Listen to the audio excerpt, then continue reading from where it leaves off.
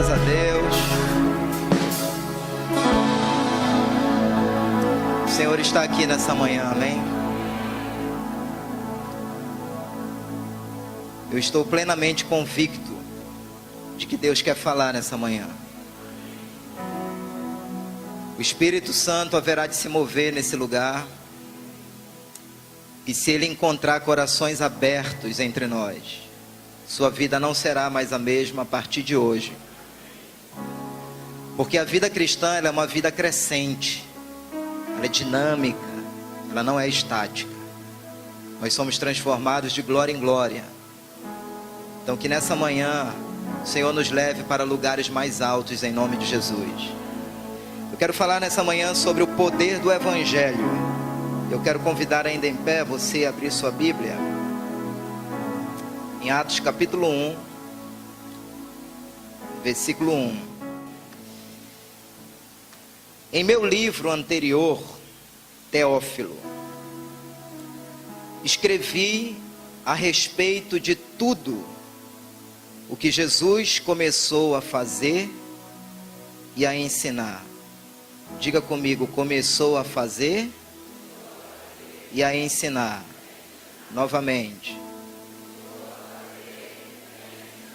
Novamente. Vamos orar. Espírito Santo de Deus, nós estamos completamente disponíveis para o Teu agir nessa manhã. Nós estamos reunidos como igreja, convencidos de que nós não precisamos da voz do homem. Nós precisamos da Tua voz na nossa vida. Eu estou consciente disso nessa manhã, Espírito Santo. E me coloco como um mero canal nas Tuas mãos, para que Tu fales profundamente ao nosso coração nessa manhã. Eu te peço, Espírito Santo, que as estruturas espirituais da Igreja Batista Missionária da Amazônia sejam abaladas nessa manhã, pelo entendimento da Tua palavra. Todo alicerce na nossa vida, que tem produzido, Senhor, uma fé fingida, hipócrita, religiosa, vazia, que esses alicerces sejam removidos da nossa vida no nome de Jesus. Espírito Santo de Deus, nós estamos convencidos de que algo precisa acontecer em cada um de nós como igreja. E nós estamos submetendo a nossa vida nessa manhã ao Teu agir. Eu te entrego, Espírito Santo, cada pessoa que está aqui nessa manhã. Eu te entrego, Espírito Santo, na condição de autoridade que me encontro aqui nessa manhã, todo esse ambiente, para que ele seja impregnado pela Tua unção e pela Tua presença. Espírito Santo, para a glória de Deus Pai, que daqui a 10, 15, 20 anos, possamos ainda ouvir alguns testemunhos de pessoas que se levantarão para dizer, no dia 3 de novembro de 2013, a minha vida foi tocada pelo poder do Espírito Santo. Que isso seja para a glória de Deus Pai, Senhor. Espírito Santo, eu quero ousar em dizer que nós vamos responsabilizar a Tua pessoa por tudo que acontecer aqui no nosso meio, porque nós queremos que o mérito seja somente Teu, Espírito Santo. Porque a Tua palavra, a palavra do Senhor nos diz que sem mim nada podeis fazer.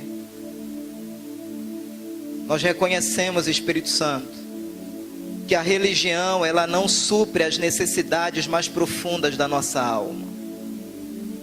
É somente a Tua presença. Ao falarmos nessa manhã sobre o poder do Evangelho, sacode a nossa vida, Espírito Santo. Sacode os nossos conceitos, Espírito Santo. Sacode as nossas convicções, Espírito Santo. Nos arranca de toda e qualquer sepultura espiritual nessa manhã, Espírito Santo. Para que os dons, para que a unção e para que a autoridade que já nos foi delegada, seja ativada na nossa vida de uma forma poderosa. Recebe nessa manhã, Espírito Santo. Recebe nessa manhã, Jesus. Recebe nessa manhã, Deus Pai, toda a honra, toda a glória, todo o louvor e toda a adoração. Em nome de Jesus, diga amém. Você pode sentar, querida.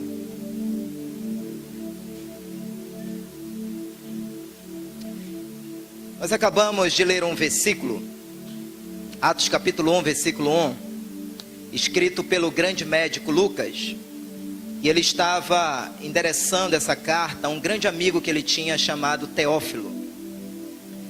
E Lucas começa então aqui no livro de Atos a enfatizar duas palavras que, no meu entender, fundamentam esse evangelho de poder. Quando Lucas, no primeiro versículo do livro de Atos, começa a enfatizar para Teófilo esse finalzinho: escrevi a respeito de tudo o que Jesus começou a fazer e a ensinar. Era exatamente esse fazer e esse ensinar que contrastava com tudo aquilo que eles estavam vendo naquela geração por intermédio da vida dos fariseus. Porque o ensino dos fariseus era vazio, não havia autoridade, não havia vida. E muito menos ninguém poderia esperar grandes obras por intermédio dos fariseus. Porque eles viviam uma religião. E então Lucas se levanta e escreve exatamente isso, enfatizando essas duas palavras. Num contexto onde as pessoas estavam cansadas de oratórias vazias. Num contexto onde as pessoas estavam enojadas de discursos sem vida. De sermões sem a graça de Deus. Sem a viva presença do Espírito Santo. E foi exatamente nesse cenário religioso que Jesus surge, fazendo aquilo que ele ensinava. Realizando aquilo que ele falava, praticando aquilo que ele dizia.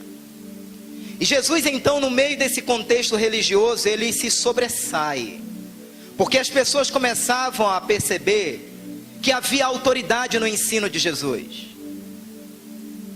As pessoas começavam a perceber que Jesus não apenas ensinava, mas ele fazia aquilo que ele ensinava. Isso começou a impactar aquela geração. Irmãos, nós nunca podemos aceitar na nossa vida um cristianismo destituído do poder de Deus. Eu receio que dentro da igreja evangélica brasileira nós estejamos convivendo com muitas fórmulas sem poder, com muitas formas sem vida. E nós vamos aprender nessa manhã que cristianismo é muito mais do que fórmulas, é muito mais do que tradições, é muito mais do que sistemas, é muito mais do que liturgia, é muito mais do que qualquer coisa que nós possamos estar vivendo nos dias de hoje. E eu diria que tudo aquilo que a igreja realiza destituída do poder de Deus, só nos torna mais religiosos ainda. E a gente vai fazer algumas considerações hoje sobre esse evangelho de poder. Em primeiro lugar, diga comigo, Jesus é o nosso modelo de teoria e de prática. Posso ouvir amém?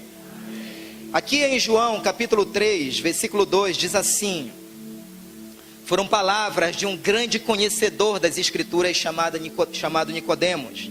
E ele disse assim: mestre, sabemos que ensinas da parte de Deus, pois ninguém pode ensinar os sinais miraculosos que estás fazendo, se Deus não estiver com ele. Irmãos, que coisa impressionante. Todos os ensinamentos de Jesus eram banhados com demonstrações de poder. Toda a ação evangelística de Jesus era marcada com demonstrações de poder.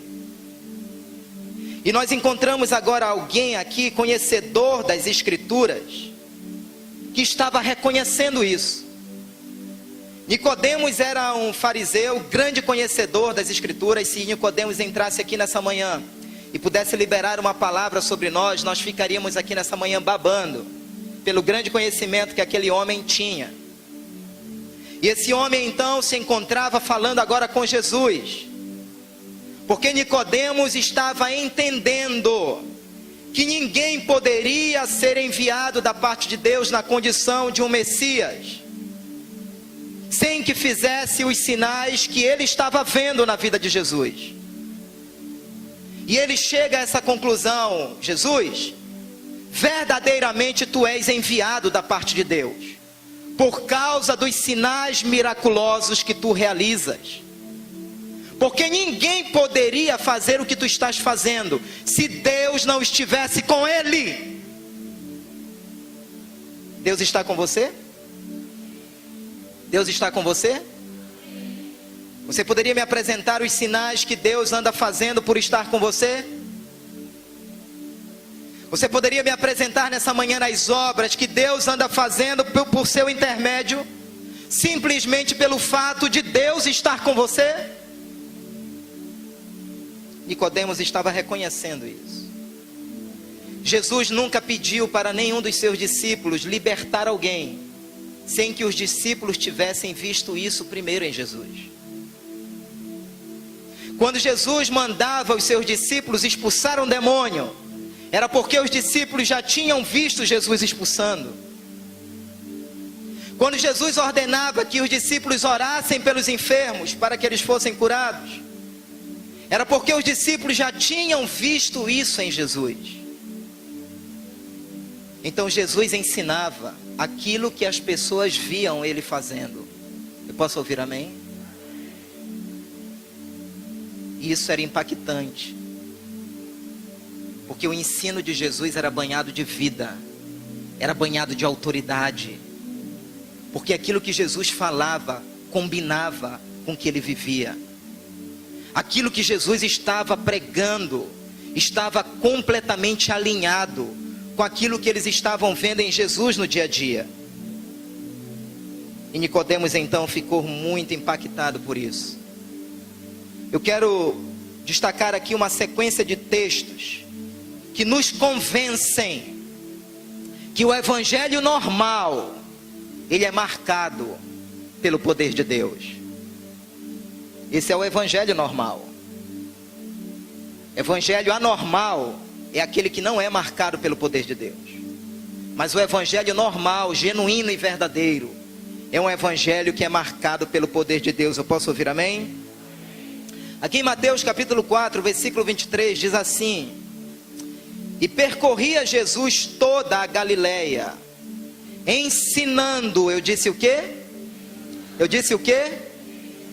Nas sinagogas e pregando o evangelho do reino, e também curando toda sorte de doenças e enfermidades entre o povo. Existe, queridos, uma sequência arrebatadora de versículos na Bíblia, que mostra Jesus pregando e ao mesmo tempo curando, que mostra Jesus ensinando e ao mesmo tempo com demonstrações de poder. E o versículo 25, você vai ver isso aí depois. Por causa de todo esse ensino banhado de demonstrações de poder, a Bíblia diz que uma numerosa multidão o seguia. E aí eu pergunto: você quer um método evangelístico mais poderoso do que esse? Você quer um método evangelístico mais eficaz do que esse? Quando você ensina e o seu ensino é banhado pelo poder de Deus, multidões serão impactadas por isso. Diga amém!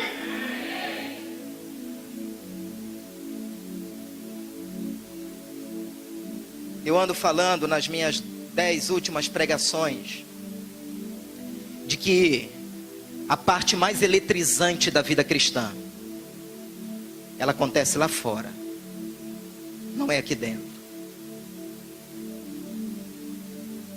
Vou repetir isso.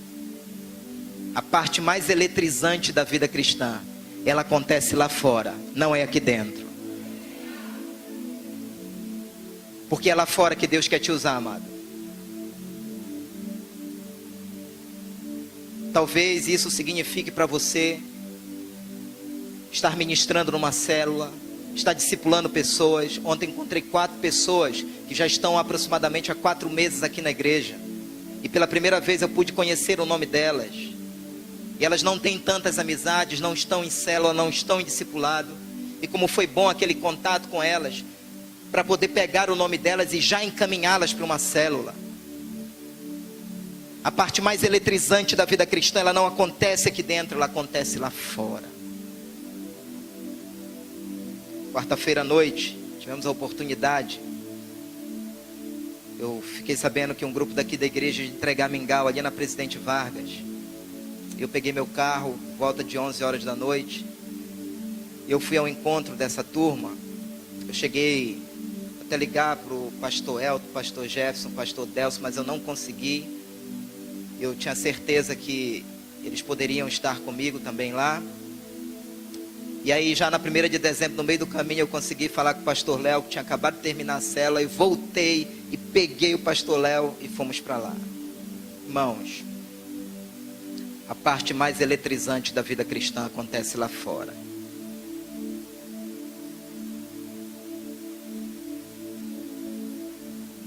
Que essa turma que a gente encontrou quarta noite queria, não era um copo de mingau e nem um copo com água, mas era o nosso toque, era o nosso olhar, eram os nossos ouvidos, era o nosso abraço. Era isso que eles queriam. O mingau e a água era apenas um detalhe naquela noite.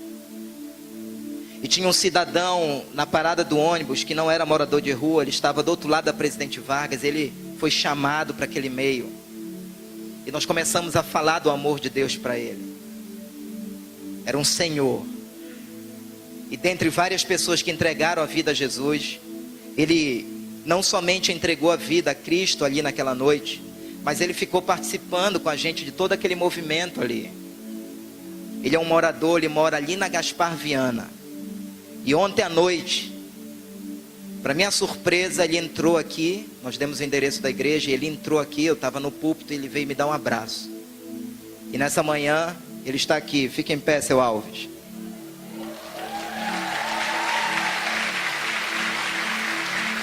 Pode ser mais forte esse aplauso, igreja.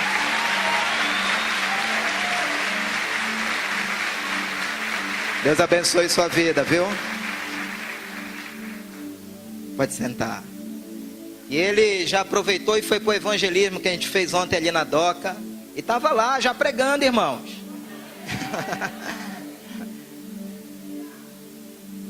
Porque a parte mais eletrizante da vida cristã, ela acontece lá fora no seu dia a dia. Nós não podemos, amados, perder as oportunidades que o Senhor nos dá. Não podemos perder nenhuma delas. Aqui em Mateus capítulo 9, versículo 35, diz assim: e percorria Jesus todas as cidades e povoados, ensinando nas sinagogas deles, e pregando o evangelho do reino, e curando toda sorte de enfermidades e doenças entre o povo.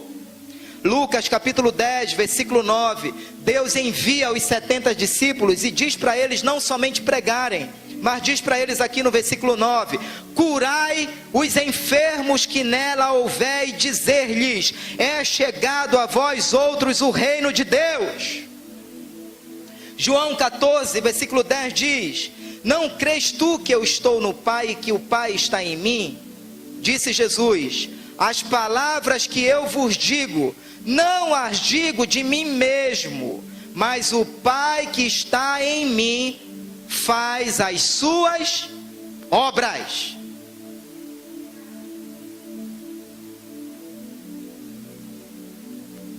Jesus estava dizendo: olha, as palavras eu libero, mas quem faz a obra é o Pai que está em mim.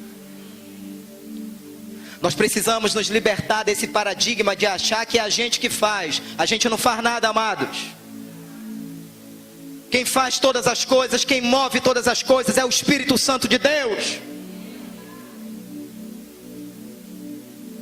Se você acha que você é o bambambam, é o melhorzão, é o super espiritual, você está muito enganado e você precisa de libertação.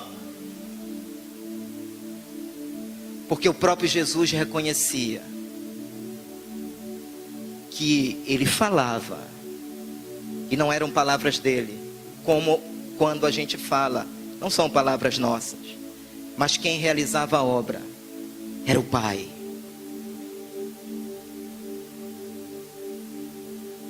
Tem sido para mim, queridos, muito impactante poder acordar todas as manhãs e dizer: Espírito Santo, eu não quero apenas te dizer bom dia. Eu sei que tu tens uma obra para realizar nesse dia. E eu quero me colocar à disposição. Eu quero ter a sensibilidade de entender que aquela situação é para que eu ore, que aquela situação é para que eu possa ministrar sobre a vida de alguém. Irmãos, isso está sendo impactante para a minha vida. Porque essas oportunidades sempre estiveram diante dos meus olhos. Mas por alguma razão parece que a gente não enxerga. Por alguma razão parece que a gente não vê. Me lembro da oração que o pastor Léo fez ali na Presidente Vargas, reunindo toda a equipe que estava lá. E ele orou pedindo a Deus: Senhor, nos dê palavra de conhecimento nas abordagens que nós vamos fazer aqui. Eu estava perto quando o pastor Léo nem sabia o nome do seu João Alves. E o pastor Léo perguntou, pelo Espírito de Deus: quem é Luiz Alves? E o seu Alves prontamente disse: é um primo que eu tenho. E em cima disso começaram a conversar. Nós estávamos com uma pessoa lá, também foragida da polícia, já havia matado pessoas, ajudado em alguns crimes. E aquela pessoa ali na rua, não, acho que o Jeová, você perguntou se ele estava aqui, né? Mas a gente vai voltar para falar com o Jeová para ele estar aqui, ele não está aqui nessa manhã. E na abordagem evangelística, também movido pelo Espírito Santo de Deus, foi perguntado àquele rapaz: quem é o Carlos? Porque era o próprio Espírito Santo que estava falando ali. E aquele rapaz prontamente disse: o Carlos é o pai da minha esposa, por quem eu nutro muito ódio. E em cima daquilo, ele começou a ser ministrado. Irmãos, o Espírito Santo de Deus do livro de Atos não mudou. O poder de Deus que operou no livro de Atos não mudou. O poder de Deus que operou milagres e maravilhas por intermédio de Jesus não mudou. Quinta-feira pela manhã, eu tive também uma experiência interessante. Nós, há 15 dias atrás, fomos com um grupo lá para frente da prefeitura, volta de meia-noite, uma sexta-feira, fomos levantar um clamor pelas nossas autoridades. E quando eu postei no Facebook sobre esse ato que estaríamos fazendo, orando pelas nossas autoridades, especificamente pelo Zenaldo, eu até botei no Face: olha, compartilhem de tal forma que chegue ao conhecimento do Zenaldo, para ver se ele aparece por lá. Mas oramos e foi tão bom estarmos ali com dezenas de irmãos orando pelas nossas autoridades. Mas Deus, ele não deixa nada barato. Deus levou a sério aquilo que eu escrevi no Face. E Deus compartilhou. E quando foi quinta-feira de manhã, eu estava numa repartição pública. E quando eu ia saindo dela, no corredor, eu fui pedir licença para uma pessoa que estava na passarela, conversando com outra. E quando vira, era o Zenaldo, prefeito da nossa cidade. E ele abriu um sorrisão e eu percebi que ele queria falar comigo. Aí eu fui dar atenção para ele.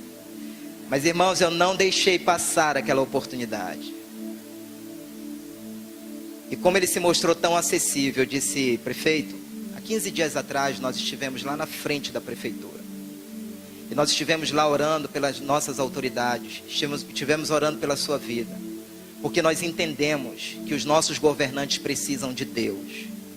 E eu disse para ele, olhando nos olhos dele: Zenaldo, não abra mão dessa arma que a igreja tem, chamada oração. E ele disse assim para mim: eu estou reconhecendo isso mais do que nunca. Aí me identifiquei dizendo que eu era daqui. E aí ele disse, inclusive eu tenho uma pessoa que eu conheço muito, que é lá da sua igreja. Disse o nome dessa pessoa, que inclusive está aqui nessa manhã também. E queridos, como foi bom nós podermos ministrar. Porque cada oportunidade é uma oportunidade que Deus está querendo te usar. Diga para o seu irmão, Deus está querendo te usar muito.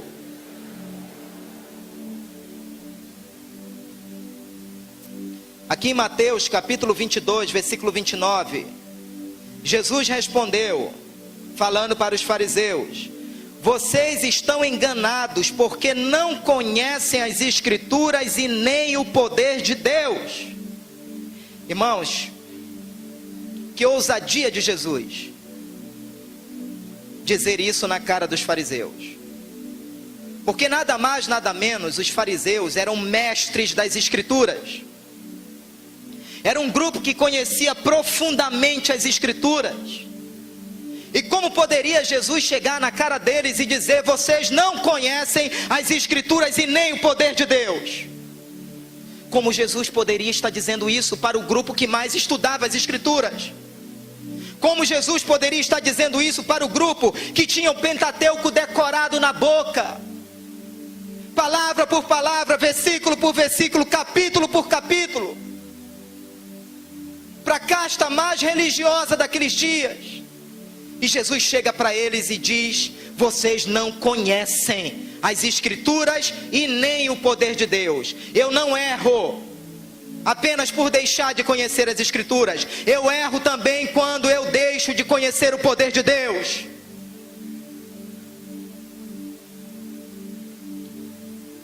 Pastor, o que eles não conheciam? Eles não conheciam o que eu vou te dizer agora. Porque essa palavra, quando Jesus diz: vocês não conhecem nem as Escrituras e nem o poder de Deus, esse verbo conhecer no grego denota relacionamento pessoal. Eles tentaram conhecer as Escrituras sem relacionamento pessoal com o Senhor. Eles tentaram conhecer o poder de Deus sem experiência pessoal com o Senhor.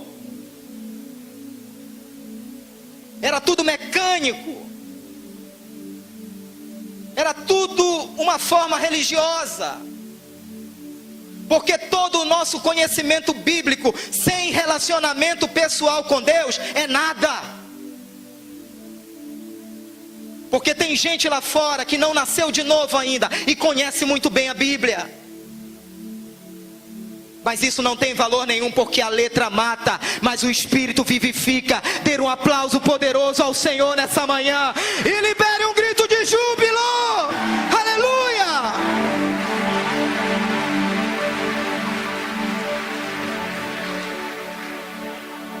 A letra mata. Me lembro de uma das comemorações de uma igreja na nossa cidade,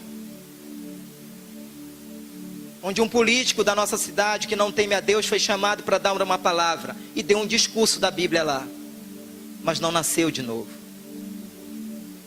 não tinha vida, não tinha autoridade.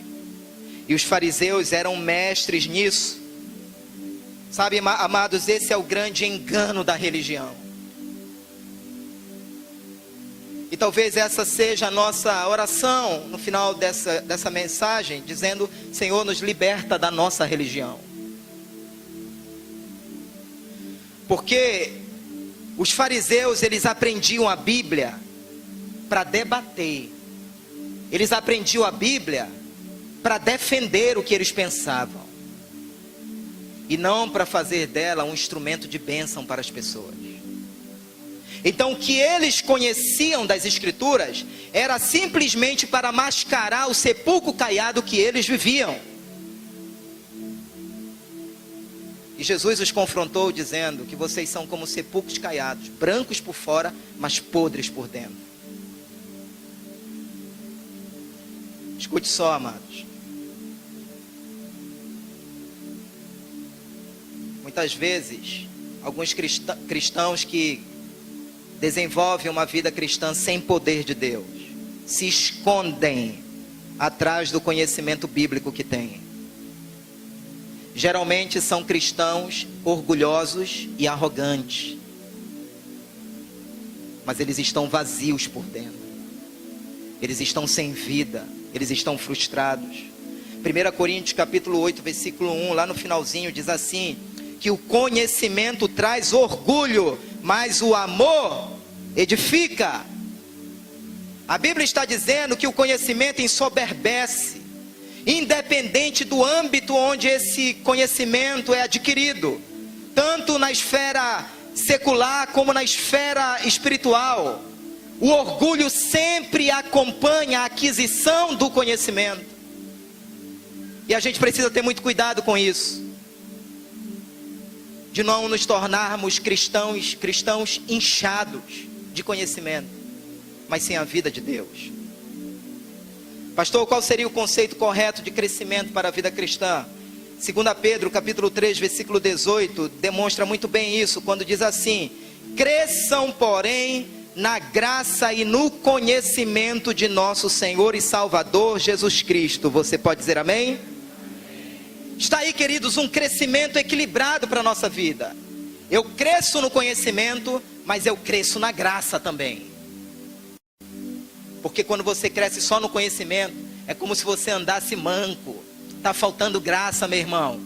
Está faltando graça. E quando você cresce só na graça, só nas experiências, você também caminha manco, porque está faltando doutrina, está faltando conhecimento. Mas eu preciso crescer no conhecimento e na graça, e isso vai abrindo caminho para que o sobrenatural aconteça através da nossa vida. Em segundo lugar, diga comigo: a fé genuína produz obras vivas. Tiago capítulo 2, versículo 17 diz: assim também a fé, se não tiver as obras, é morta em si mesma. Irmãos, nós não podemos ter boas doutrinas sem a manifestação do poder de Deus. Todo o nosso sistema de ensino, seja na célula, no discipulado, aonde for, através do EFAL, inclusive amanhã haverá normalmente aula do EFAL, ok? Todo o nosso sistema de ensino, ele deve projetar nas pessoas uma fé operante, uma fé viva. Posso ouvir amém? Marcos capítulo 16, versículo 18 diz: se impuserem as mãos sobre os enfermos, eles ficarão curados.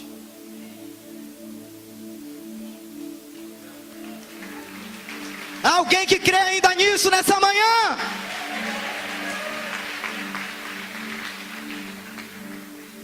Qual foi a última vez que você colocou as mãos sobre o enfermo e ele ficou curado?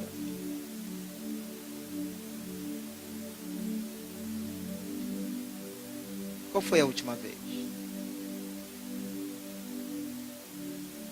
Nós cantamos aqui nessa manhã: como prometestes, derrama o teu espírito. Isso aqui é uma promessa, mano. Isso aqui é uma promessa. Eu contei aqui na vigília sobre o corretor que nos vendeu aquele imóvel aqui da esquina. Nós adquirimos um imóvel, a igreja. E o corretor aqui numa manhã de quinta-feira, numa tarde de quinta-feira, estava com o pastor Flávio na portaria, eu estava de saída. E o pastor Flávio me chamou: Marcelo, ele está com muita dor na coluna. Ele entrou aqui nesse andar, puxando a perna. E com dor na coluna. E aí eu disse: vamos orar por ele, pastor Flávio? Vamos. Levamos ele para a sala e colocamos as mãos na coluna dele. Ele não é um cristão ainda. E nós oramos, amados. E não foi uma oração com sapateado, com nada. Foi crendo. Se impuserem as mãos, eles serão curados. Eu senti a direção de Deus de dizer para ele assim: amanhã, sexta-feira, você vai procurar essa dor e ela não vai estar na sua coluna. E falei isso com muita autoridade para ele. E aí eu soube pelo pastor Flávio que ele tinha ligado na sexta de manhã. Eu contei isso na vigília, mas não conseguiram se falar. E também a gente não soube se a ligação que ele fez na sexta-feira era para dizer isso. Mas com 3 dias depois ele ligou. E o pastor Flávio me passou o celular. E ele então compartilhou dizendo: pastor, naquela manhã de sexta-feira, a dor desapareceu da minha coluna. eu estou sem dor nenhuma.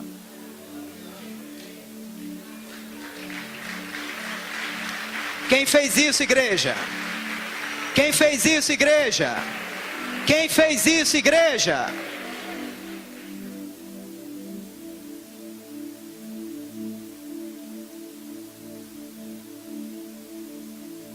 Lá na Presidente Vargas, lembra do Jairo, né, Rafael? Você estava lá.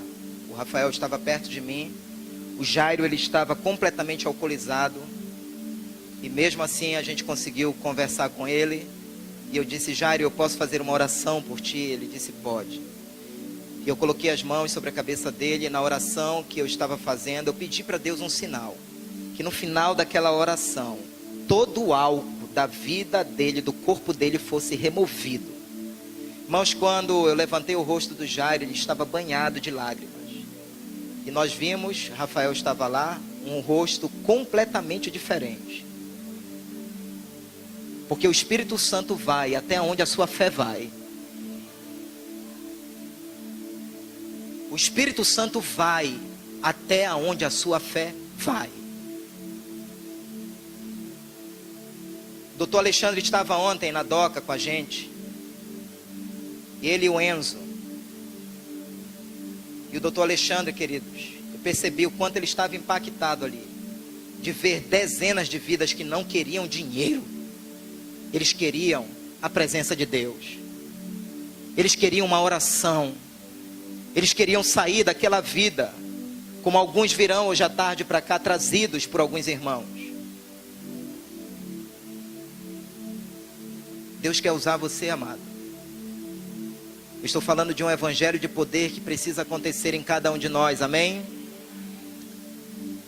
Em Efésios capítulo 2, versículo 10 diz assim: porque somos feitura sua, criados em Cristo Jesus para as boas obras, as quais Deus preparou para que andássemos nelas. Nós fomos chamados para andar nas boas obras. Irmãos, nós vivemos numa cultura que valoriza muito mais a teoria, que valoriza muito mais conceitos do que experiências com resultados. No meu processo de graduação em administração, eu fui lecionado por professores que nunca tiveram um grande negócio para administrar.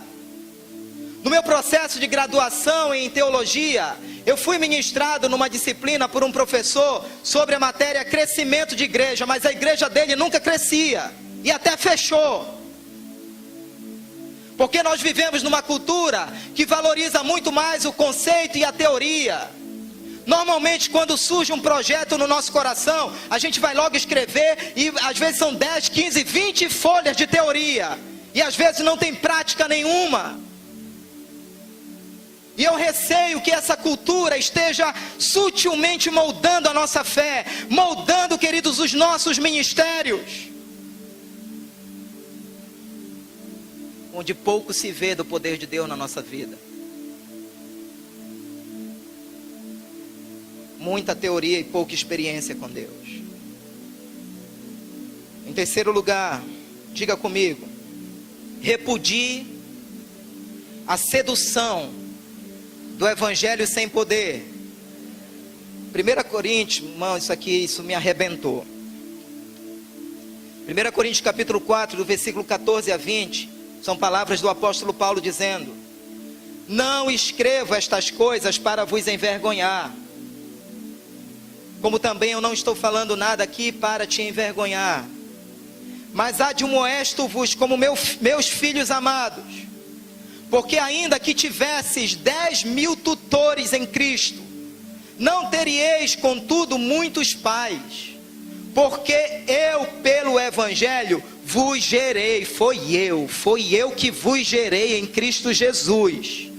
Admoesto-vos, portanto, a que sejais meus imitadores. Por esta causa vos mandei Timóteo, que é meu filho amado e fiel no Senhor. Ele é fiel no Senhor. Ele não arredou o pé daquilo que eu ensinei para ele. Ele não abriu mão do evangelho de poder que eu ensinei para ele, o qual vos lembrará os meus caminhos em Cristo, como por toda a parte ensino a cada igreja.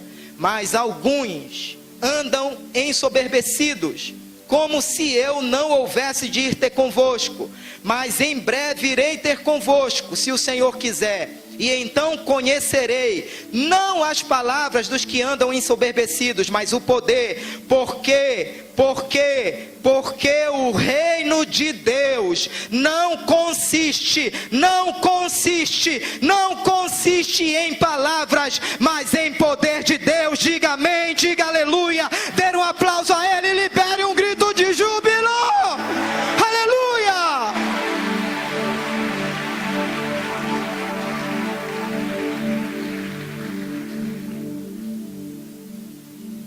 Paulo estava dizendo, amados, Paulo estava advertindo a igreja de Corinto: olha, muito cuidado para vocês não serem seduzidos por um evangelho sem o poder. Eu quero que vocês saibam que foi eu que gerei essa igreja aí. Vocês são os meus filhos amados. Vocês podem ter até 10 mil professores, mas foi eu que gerei vocês. Vocês podem ter até 10 mil oradores sobre vocês, mas foi eu que gerei vocês. E eu gerei vocês para viverem uma vida cheia do poder e não cheia da sabedoria humana. Eu não impressionei vocês com o meu carisma pessoal. Eu não impressionei vocês com uma retórica de sabedoria humana. Eu não impressionei vocês com uma teologia morta. Mas eu fui ter convosco no poder do Espírito Santo. O versículo 17 diz: é por esta causa que eu estou enviando Timóteo, que é meu filho amado e fiel no Senhor, o qual vos lembrará os meus caminhos em Cristo, como por toda parte ensino a cada igreja. Igreja de Corinto, eu estou enviando Timóteo. Eu não posso ir agora aí, mas eu estou enviando um discípulo muito fiel que eu tenho. E esse discípulo, ele vai começar a relembrar quando eu estive com vocês. Porque Timóteo está vivendo esse evangelho de poder. Então ele vai ajudar vocês a retornarem para o lugar que vocês iniciaram. Até porque o reino de Deus, ele não consiste em palavras, mas em poder. No original grego, esse versículo está colocado da seguinte forma: o reino de Deus não consiste de logos, mas de dunamis. O que arrebenta as portas do inferno é o poder de Deus. Eu vou repetir isso: o que arrebenta as portas do inferno é o poder de Deus. Paulo estava dizendo, em outras palavras: vocês têm aí bons instrutores, bons pregadores, bons oradores, bons ministradores, bons professores, que usam muito bem a palavra, mas com pouco poder. Era isso que ele estava dizendo. Irmãos, como Paulo, não deixemos que mudem a essência do evangelho original na nossa vida. Posso ouvir amém? Em 1 Coríntios capítulo 2, do versículo de 1 a 5, ele continua falando a essa igreja, dizendo assim: eu, irmãos, quando fui ter convosco, anunciando-vos o testemunho de Deus, não fui com sublimidade de palavras ou de sabedoria, porque nada me propus saber entre vós, senão a Jesus Cristo, e este crucificado. E eu estive convosco em fraqueza e em temor e em grande tremor. A minha palavra e a minha pregação não consistiram em palavras persuasivas de sabedoria humana, mas em demonstração de espírito de poder, para que a vossa fé não se apoiasse em sabedoria dos homens, mas no poder de Deus.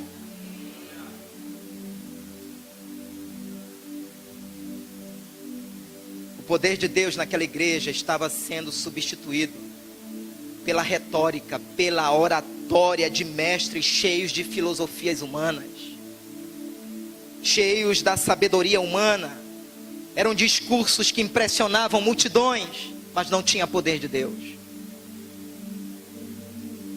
Paulo estava dizendo: olha, eu ensinei vocês a terem uma fé fundamentada no poder de Deus. E Paulo estava querendo resgatar isso naquela igreja. Escute bem, amado. Sem o poder do Espírito Santo, qualquer igreja falha na sua missão de implantar o reino de Deus nessa terra. Qualquer uma. Eu duvido uma igreja conseguir conquistar uma cidade para Jesus sem o poder do Espírito. Eu duvido.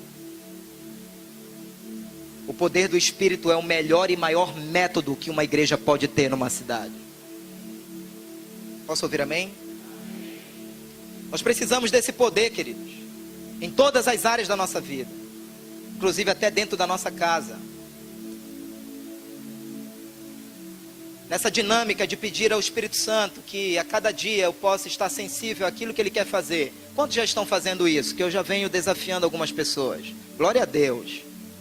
Pela manhã, faça isso. E nessa dinâmica teve uma quarta-feira, foi quarta-feira agora. Eu já estava em casa à noite e eu me perguntava, Espírito Santo, o dia está acabando e eu não consegui ver a oportunidade que eu te pedi que tu me desses durante esse dia. Irmãos, eu estava na sala de casa. Falei isso para o pastor Léo. Eu estava na sala de casa. E a minha filha Nicole estava lá no pátio. Eu consegui olhá-la pelo vidro. E naquele momento o Espírito Santo me deu um raio-x de algo que estava no coração da Nicole e eu não sabia. E nem a Andresa sabia. Irmãos, eu fui para cima da Nicole como um leão. Não no sentido de agredi-la, mas com aquela ousadia de Davi arrancando a ovelha da boca do leão. E eu comecei a falar sobre algo que nós gostaríamos de ver acontecendo e que nós não sabíamos então do que estava no coração dela, até que o Espírito Santo nos mostrasse naquela noite. E ela relutou com aquilo que nós estávamos falando, correu para o pátio e ali chorando, ela confessou que num determinado momento alguém tinha lançado uma palavra maldita sobre ela, e aquilo havia gerado um complexo no coraçãozinho dela. E foi tão linda a libertação da nossa filha naquela noite, que mudou da água para o vinho, não foi, filha? Ela venceu aquele complexo na mesma noite, porque nós estamos vendo o fruto disso. Pode dar um aplauso ao Senhor. Nós precisamos do Espírito Santo para todas as áreas da nossa vida, inclusive dentro de casa.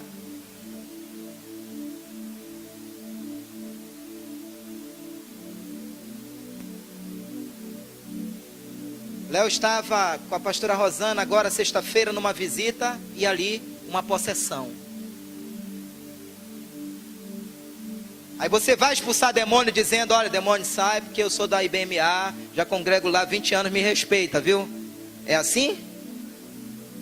Mostrando o seu diploma de teologia para ele, é assim? Mostrando a sua carteirinha de membro de igreja, é assim? Não. Demônios saem pelo poder que há no nome de Jesus. Quantos querem ser usados para expulsar demônios nessa geração? Eu faço votos que Deus coloque diante de você umas 10 possessões essa semana, para Ele te usar. Não adianta se benzer, irmão. Diga para o seu irmão, deixa Deus te usar, meu irmão. Sacode ele aí, irmão. Deixa Deus te usar. Amém.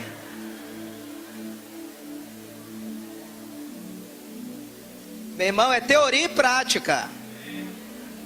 Amém? Então você vai estagiar essa semana no poder do Espírito. A igreja de Corinto foi transformada num clube de conhecimento filosófico, teórico da sabedoria humana. Os líderes eram impecáveis na retórica, mas no dia a dia eles viviam como se o poder de Deus, como se o poder do Espírito não existissem. Eles tinham palavras persuasivas, mas eles não tinham o poder do Espírito que transformava vidas. Sabe, amados, em muitas igrejas hoje já não se ouve mais falar sobre batismo no Espírito Santo. Em muitas igrejas hoje já não se ouve mais falar nos dons do Espírito. Em muitas igrejas hoje, as manifestações do poder de Deus estão desaparecendo.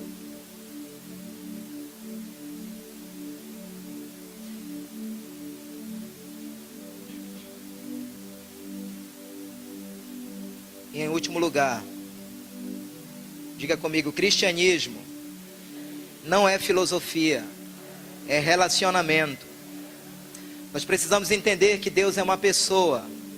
Ele não é um conceito, ele não é uma teoria, ele não é uma ideologia, uma filosofia, uma influência. Eu tenho que me relacionar com ele. E é impossível alguém que se relaciona pessoalmente com Deus, que esse Deus não se manifeste através da vida dessa pessoa. É impossível. Curas, libertações, conversões são os sinais que acompanham aqueles que andam com Cristo. Aqui em Marcos, capítulo 16, versículo 20 diz: e eles, tendo partido, pregaram em toda parte, cooperando eles o Senhor e confirmando a palavra por meio de sinais que se seguiam. Irmãos, está aqui, na vida dos discípulos. A Bíblia está dizendo que eles pregaram em toda parte. E Deus ia confirmando a palavra deles com sinais. Está aqui. Isso não acontecia só na vida de Jesus. Acontecia também na vida deles. Então nós precisamos treinar a nossa fé. Cada vez que você ora por um enfermo, você está exercitando a sua fé.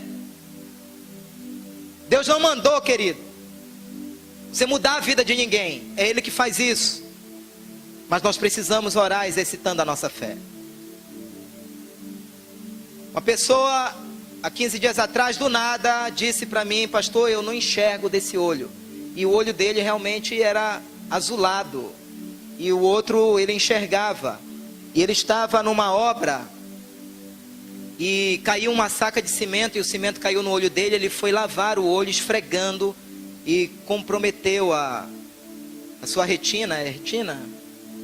As suas córneas. E ele não conseguiu. Assim, de imediato ele já não enxergava mais nada. Ele conseguiu fazer um transplante, mas houve rejeição. E ele está cego de um lado. Irmãos, eu não perguntei nada, mas ele estava me falando aquilo. Para quê? Para quê? Para eu dizer para ele: olha, procura São Paulo, procura os Estados Unidos, procura um tratamento melhor. Olha, te conforma, cara, pelo menos tu tem mais um olho. Irmão, não era para isso que ele estava me contando isso. Ele estava me contando aquilo para eu colocar a mão no olho dele. Eu chamei ele à parte e fiz isso. Senhor, eu creio que tu podes restaurar a vista desse homem. Eu bati uma foto, queridos, do olho dele, estou orando todo dia. E no dia seguinte ele me contou, sem eu perguntar nada: pastor, ontem eu vi um flash. Eu cheguei a pensar que eu ia enxergar. E essa semana ele me contou que toda a inflamação que havia no olho dele desapareceu. Mas eu disse para ele: não está bom ainda. Não está bom. Irmão, se Jesus, que foi Jesus, orou por um cego e perguntou para ele: e aí, como é que tu está vendo? Ele disse assim: olha, eu olho para as pessoas e parece árvore, eu olho para as árvores e parece pessoa. E Jesus orou por ele a segunda vez. Meu irmão, se Jesus, que é Jesus, orou a segunda vez por um cego, o que dizer de mim, de ti? Vai orando, meu irmão. Amém? Vai dando uma de doido. Numa hora dessa o defunto levanta. Mas todas as vezes que você vai dizer para as pessoas uma outra coisa que não seja o poder de Deus, é como se você estivesse ofendendo o Espírito Santo. Como você pode dizer que o Espírito Santo é teu amigo, se você não deixa ele fazer aquilo que ele mais gosta, que é usar você? É uma ofensa para o Espírito Santo quando nós negamos a ele a nossa boca, quando nós negamos a ele as nossas mãos. Para terminar, Atos 4, versículo 29 a 30. Agora, Senhor, olha para as suas ameaças e concede aos teus servos que anunciem com toda a intrepidez a tua palavra, enquanto estendes a mão para fazer curas, sinais e prodígios por intermédio do nome do teu santo servo Jesus. Os discípulos estão dizendo: olha, Senhor, enquanto a gente vai pregar a palavra com intrepidez, vai fazendo cura, milagre e maravilha. Os discípulos entenderam isso, amados. Os fariseus transformaram a Bíblia em um livro de fórmulas para viver. Eles transformaram a Bíblia numa receita de bolo. Eles não aprendiam das Escrituras para serem cheios do poder, mas sim para debater. Amado, eu quero convidar você a não fazer da Bíblia um mapa de viagem. Porque quando você faz da Bíblia um mapa de viagem, você fica meio perdidão. Mas faça da sua experiência com o Espírito Santo como se ele fosse o seu guia turístico. Ele vai te conduzir na direção certa todo dia. Faça do Espírito Santo o seu guia, para que ele direcione a sua vida, para que ele guie você. Hoje eu quero orar pelas pessoas que desejam dizer: pastor, eu quero viver esse evangelho de poder. A partir de hoje eu quero que a minha vida cristã tome novos rumos. Eu quero sair dessa vida de mesmice, dessa vida religiosa. Porque muitas vezes aquilo que os fariseus não viam, é aquilo que a gente não está vendo. Ontem eu orei aqui, ontem à noite, para que Deus arrebentasse no nosso meio todo o orgulho religioso. E sabe o que eu fiz quando eu desci do púlpito? Eu fui o primeiro a me ajoelhar aqui. Porque o orgulho religioso é aquilo que nos faz achar que a gente já sabe tudo. Não, eu já sei, eu já conheço isso aí, pastor. Esse negócio de encontro tremendo, isso aí eu já sei tudo. Isso é orgulho religioso. Porque quanto mais íntimos formos de Deus, mais quebrantados devemos nos revelar. Mais servos devemos nos revelar.